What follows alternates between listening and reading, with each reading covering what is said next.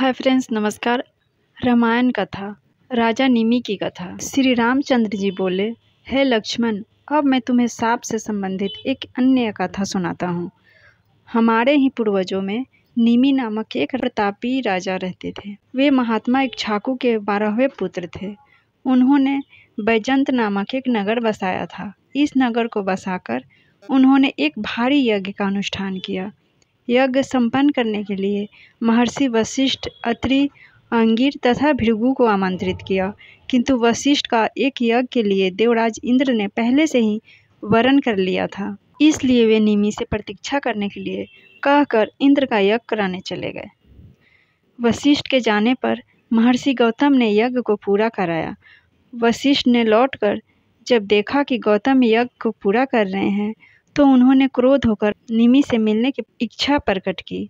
जब 2 घड़ी प्रतीक्षा करने पर भी निमि से भेंट न हो सकी, तो उन्होंने शाप दिया कि राजा निमि, तुमने मेरी अवहेलना करके दूसरे पुरोहितों को वरण किया है, इसलिए तुम्हारा शरीर अचेतन होकर गिर जाएगा। जब राजा निमि को इस शाप की बात मालूम हुई, तो उन्होंने भी वशिष्ठ जी को शाप दिया कि आपने मुझे आकरण ही शाप दिया है, अतएव आपका शरीर भी अचेतन होकर गिर जाएगा। इस प्रकार शापों के कारण दोनों ही विदेह हो गए। यह सुनकर लक्ष्मण बोले, रघुकुल भूषण, फिर इन दोनों को नया शरीर कैसे मिला? लक्ष्मण का प्रश्न सुनकर राघव बोले, पहले तो वे दोनों वायु रूप हो गए।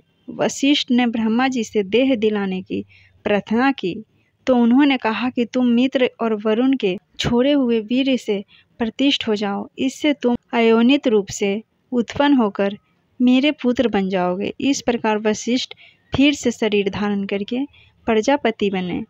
अब राजा निमि का वृत्तांत सुनो।